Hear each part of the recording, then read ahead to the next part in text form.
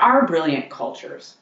Brilliant cultures are organizational systems that proactively adapt to change in ways that decrease stress, inspire learning, and promote organizational health.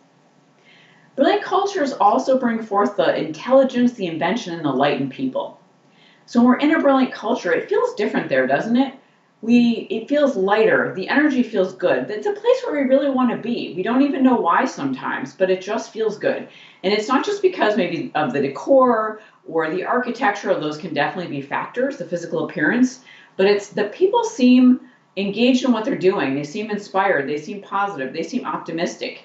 Even when there's a challenge, and we know organizations are always going to have challenges, changes are going to come at you unexpectedly. There'll be an external threat. You might have someone resign and you weren't expecting them to resign. Your competitor could suddenly surge ahead. All sorts of things can happen that we really can't control. And in brilliant cultures, though, there's going to be a different kind of response where people actually take that as an opportunity. Okay, wait, let's stop and let's really look at what's happening, what's going on in our culture, what's going on inside of us and outside of us that will help us learn how to handle this problem differently.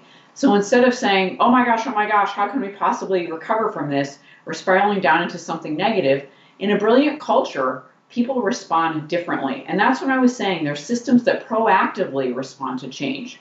So they're either going to anticipate the change is coming, or if it arrives unexpectedly, they're going to view it as an opportunity to learn, grow, and evolve, and to really bring out the best in people, and perhaps solve a problem in a way that they've never thought of before. So I think of brilliant cultures as a form of untapped potential. I think of culture as an enormous untapped potential. We talk about people as untapped potential, but what a lot of people don't recognize is the very culture they go into every day or 5 days a week is an incredible source of untapped potential, because we really don't know most of the time how to source our culture, because we don't understand always how it works in a deep way. We don't always see it clearly because we're in it. We're so in it on a daily basis. And so we don't always notice the opportunities for improvement, for growth, and for really true brilliance at any given moment in time. The Cultural Brilliance System is a 3-phase process, and it helps organizations that maybe that's a startup organization and it really wants to create a great culture, a brilliant culture. It could be an organization that is doing pretty well, but it really wants to move from good to great. It could be an organization that's reeling from unexpected changes, leaders leaving, perhaps a competitor really pummeling the company, something like that, and the culture's really gotten a little bit frayed. The Cultural Brilliance System can help with that. Maybe it's an organization where the culture, unfortunately, has become toxic or really dysfunctional, and the Cultural Brilliance System can help with that. So it's a 3-phase system, and it's really a roadmap to help any organization move its culture from where it is right now to where you want it to be. So the first phase in the process is authenticity. And in the authenticity phase, we're really looking at how is your culture operating now? What's the good, the bad, and the ugly? And almost every culture has some good, bad, and the ugly going on, even great cultures. So what's going well, what's not going well? It's an opportunity to really tell the truth about the culture, and truth can be positive or negative, tell the truth about the culture, and then really understand what are some of the hidden norms and observable norms. What are the norms about how we behave? What do we think? What are our mindsets, right? How does this culture actually functionally operate? That's what we're really trying to get to in authenticity. And as we go through that authenticity phase, we often find that some of the elements of what's needed in the culture, what's missing in the culture, actually start to emerge. The second phase in the process is adaptogen design. And adaptogen design is really about designing how the culture will move from where it is right now to where it needs to be. So we take what we learned in the authenticity phase and we actually design what the new culture will look like and how it will functionally move from point A to point B. So why do I call it adaptogen design? Because adaptogens are a form of herbal medicine, that natural herbal medicine, that people can take that help their bodies return to health. Adaptogens help the body re-regulate, rebalance internally. They help if you're really stressed, they help you decrease stress. Those stress hormones go down, decrease. And they help the positive hormones, the positive chemicals in our bodies and brains increase. So they're really a balancing mechanism.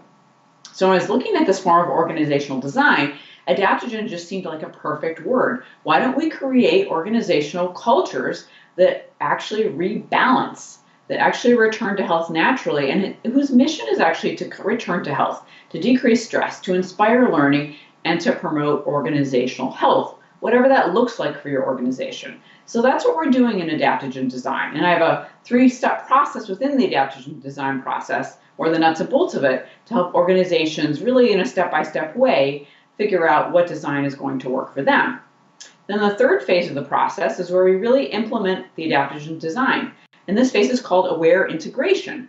And in aware integration, we're doing some of the nuts and bolts of implementing change, like you would expect. What's the action plan? How are we going to get from point A to point B? Who needs to do what? What are people's individual roles? What's our time frame? What are our deadlines? What are our resources? We're going through all of that.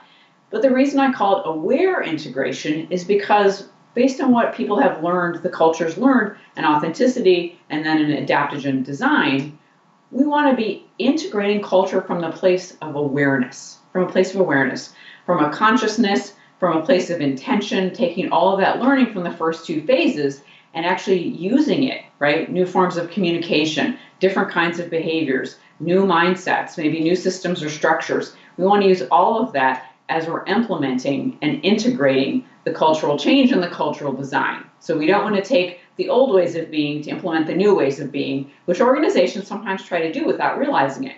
We want to take these new ways of being to implement the new cultural design. I created Cultural Brilliance for a couple of reasons. The first one is, to me, culture seems like one of the great unsolved business problems, right? We go into organizations. I've been an organizational development consultant and executive coach for 18 years. So I've worked with lots of different people in lots of different organizations.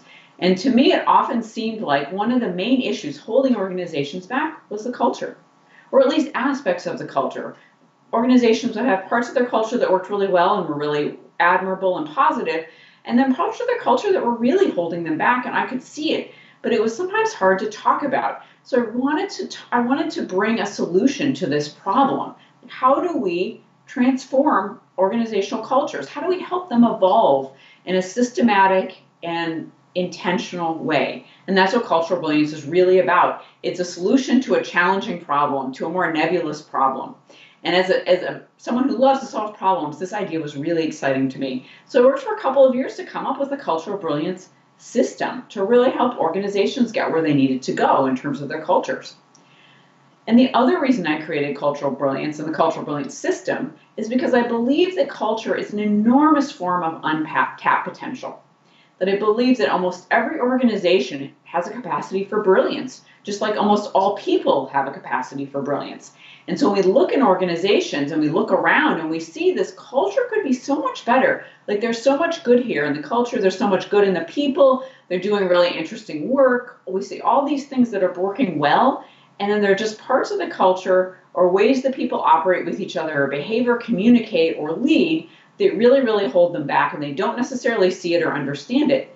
Or if they do see it and understand it, they actually don't know what to do about it and how to solve it. So Cultural Brilliance and this Cultural Brilliance system is really about how do we source all of that potential in almost every organizational culture.